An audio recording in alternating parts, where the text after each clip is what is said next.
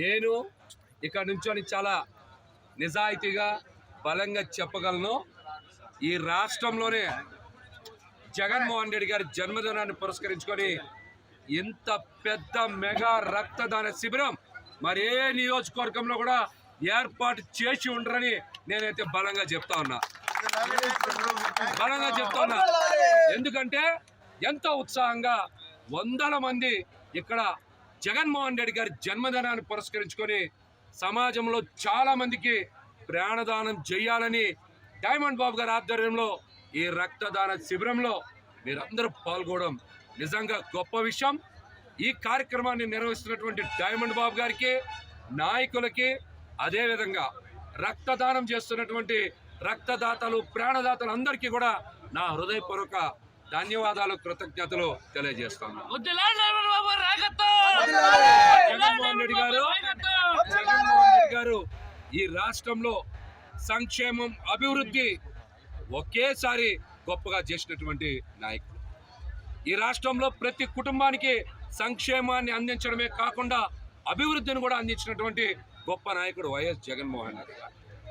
మరి ఎక్కడా కూడా క్యూ లైన్లో నిలబడకుండా, ప్రభుత్వ కార్యాలయాల్లో తిరగాల్సిన అవసరం లేకుండా సంక్షేమ పథకాలనే బటన్ నొక్కి వాళ్ళ బ్యాంక్ అకౌంట్లో డబ్బులు జమ చేసినటువంటి చారిత్రాత్మకమైనటువంటి గొప్ప వ్యక్తి జగన్మోహన్ రెడ్డి గారు అని కూడా ఈ సందర్భంగా తెలియజేయడంతో పాటు అమ్మ ఒడికి రూపకల్పన చేసింది జగన్మోహన్ రెడ్డి గారు, పోర్టుల నిర్మాణం చేసింది జగన్మోహన్ రెడ్డి గారు, మెడికల్ కాలేజీల నిర్మాణం చేసింది జగన్మోహన్ రెడ్డి గారు, రైతు భరోసా కేంద్రాలను ఏర్పాటు చేసింది జగన్మోహన్ రెడ్డి గారు, సచివాలయాలను ఏర్పాటు చేసింది జగన్మోహన్ రెడ్డి గారు, వాలంటరీ వ్యవస్థ ఏర్పాటు చేసింది జగన్మోహన్ రెడ్డి గారు.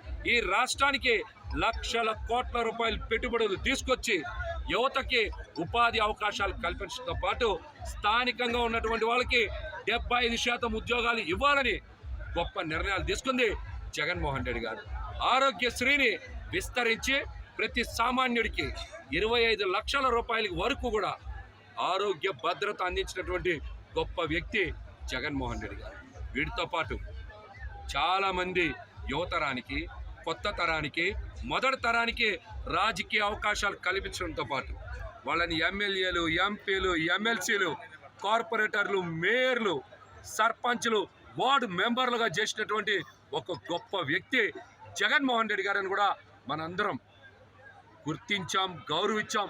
ప్రజలు కూడా దీని మీద విస్తృతంగా మాట్లాడుతూ ఉన్నారు.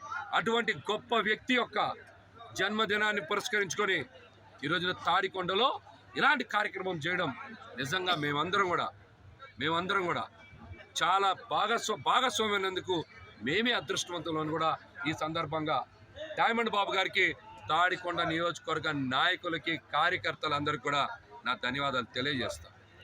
చాలామందికి తాట తీస్తా, రోమాలు లెక్క పెడతా అని ఇట్లాంటి మాటలు మాట్లాడతా. మీరు మాటలు మాట్లాడే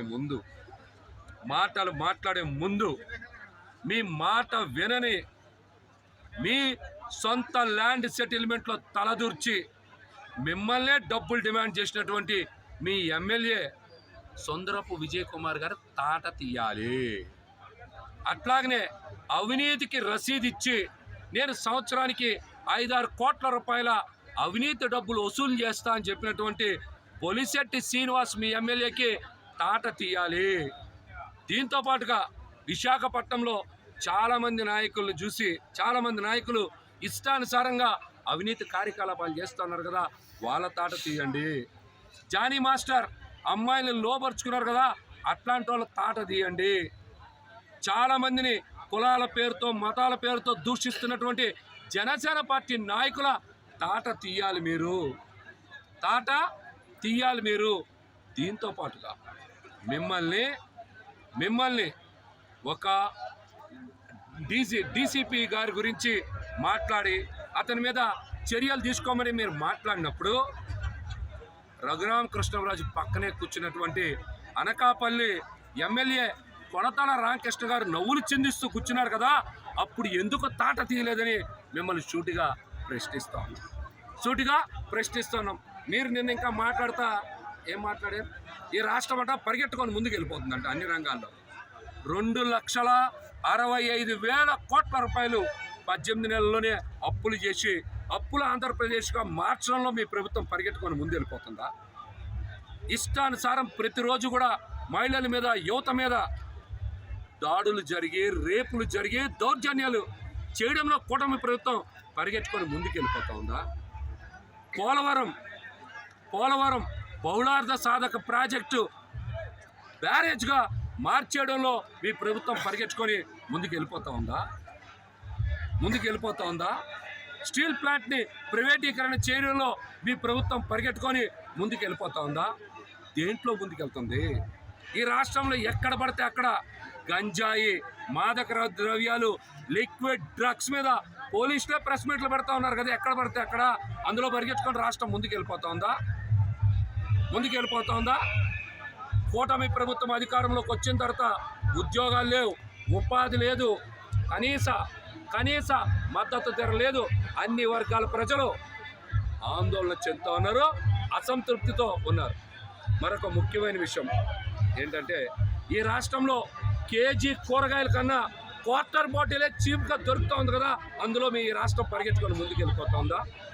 బెల్ట్ షాపుల్ని రద్దు చేయలేని చేత కానీ ఈ ప్రభుత్వం ముందుకెళ్ళిపోతా ఉందా? ఈ అన్నిటి మీద పవన్ కళ్యాణ్ గారు సమాధానం చేయాలి. ముందు మీ జాక్పాట్ ఎమ్మెల్యేలు మీ మాట వినకుండా ఇష్టానుసారం అక్రమంగా వసూలు చేస్తున్నారు కదా, వాళ్ళ తాట తీసి రోమం లెక్క పెట్టి మీ నియంత్రణలో పెట్టుకోవాలని కూడా హెచ్చరిస్తా. ప్రజలు స్వచ్ఛందంగా మద్దతు ఇచ్చారు. 1,05,00,000 మంది సంతకాలు పెట్టినటువంటి అంశాన్ని గవర్నర్ కార్యాలయం బయటకు వచ్చి అన్ని వ్యాన్లని, అన్ని పత్రాల్ని పరిశీలిస్తారన్నటువంటి అంశాన్ని మీరు జీర్ణించుకోలేకపోయారు. అందుకనే మీరు బయటకు వచ్చి 1,00,00,000 సంతకాల శేఖర్ని పక్కదారి పట్టించడానికే నిన్న ఆ విధంగా మాట్లాడారు. మీకు దమ్ము ధైర్యం ఉంటే జగన్మోహన్ రెడ్డి గారి పాలనతో పోటీ పడండి, ఆయన కన్నా మిన్నగా మెరుగ్గా పాలన చేయండి. అంతేగాని చావలేని మాటలు, పనికి మాలిన మాటలు మాట్లాడకుండా పాలన మీద, మీ ఎమ్మెల్యేలను నియంత్రణలో పెట్టుకోవడం మీద దృష్టి సారించాలని కూడా పవన్ కళ్యాణ్ గారికి తెలియజేస్తాను.